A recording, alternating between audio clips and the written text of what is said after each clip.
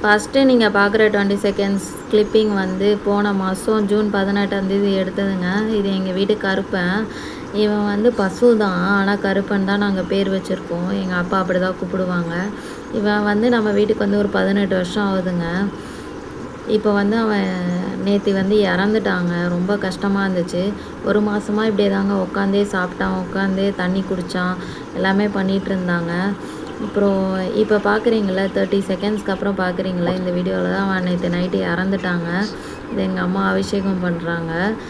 இந்த மாதிரி சாமியை வந்து நம்ம அபிஷேகம் பண்ணுற மாதிரியே இறந்ததுக்கப்புறம் பசுவையும் வந்து நம்ம வந்து குளிப்பாட்டிட்டு நம்ம எப்படி நம்ம மனுஷனுக்கு அடக்கம் பண்ணுவோம், ஒரு மனிதனை வந்து இறந்ததுக்கு அப்புறம் என்னென்ன சம்பிரதாயம் சடங்குலாம் பண்ணுவோம் அதே மாதிரியே பசுவுக்கு பண்ணுவாங்க. பால் அபிஷேகம், அந்த மாதிரி மஞ்சள் கலந்து அபிஷேகம் பண்ணுவாங்க. அப்புறம் திரவ பொடி போடுவாங்க. அதுக்கப்புறம் இந்த அபிஷேகம்லாம் பண்ணி குளிப்பாட்டி விட்டுட்டு புதுசாக புடவையோ இல்லை நம்ம யூஸ் பண்ணாத புடவை இருந்தாலும் ஓகே, இல்லை புதுசாக கடையில் வாங்கின புடவையாக இருந்தாலும் ஓகேங்க. அதை போட்டு அபிஷேகம் பண்ணி முடிச்சுட்டு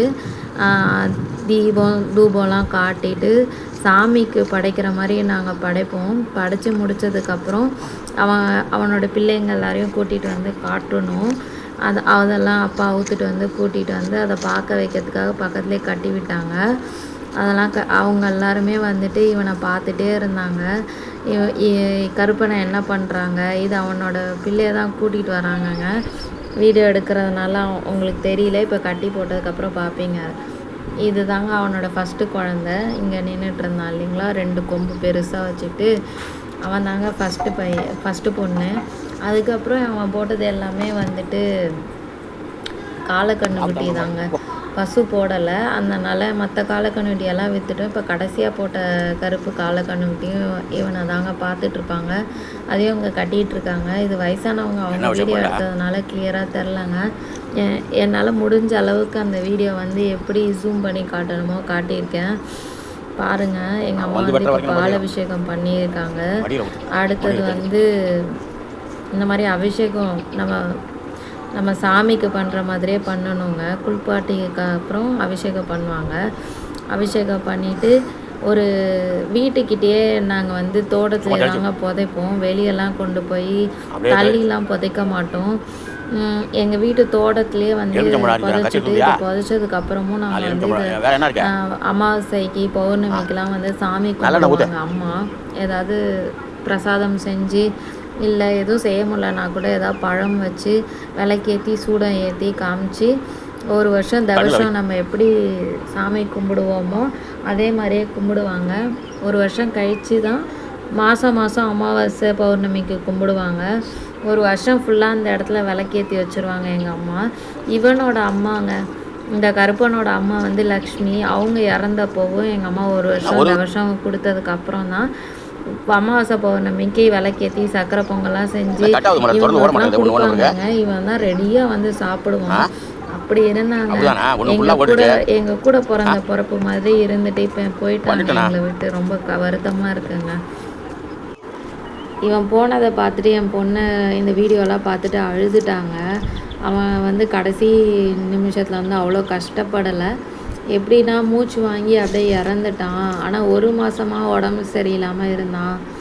அதெல்லாம் நினைக்கும் போது ரொம்ப அழுகையாக வந்துருச்சுங்க. என் பொண்ணு வந்து சொன்னாங்க வந்து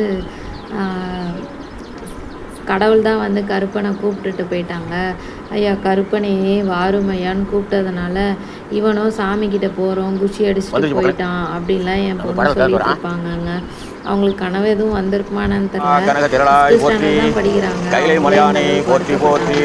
இது மாதிரி நீங்கள் வளர்த்த மாடு சம்பிரதாயம் பண்ணி இந்த மாதிரி நீங்கள் இதெல்லாம் பார்த்து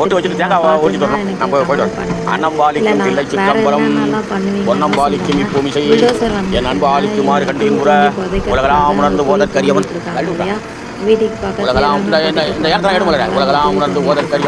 நிலவுலாவிய நீர்மலி வேணியன் அலையில் சோதிய நம்பலத்தாடுவான் மலர் சிலம்படி வாழ்த்தி வணங்குவோ. மண்ணில் நல்ல வண்ணம் வாழலாம் வைகளும் எண்ணில் நல்கதிக்கு யாதுமோர் குறைவிலை கண்ணில் நல்ல குதூரும் கழுமல வளர்நகர் பெண்ணில் நல்லாளோடும் பெருந்தகை இருந்தது விடியதன் ஊமை உடமைக்கு தெரியாது வடி குறித்த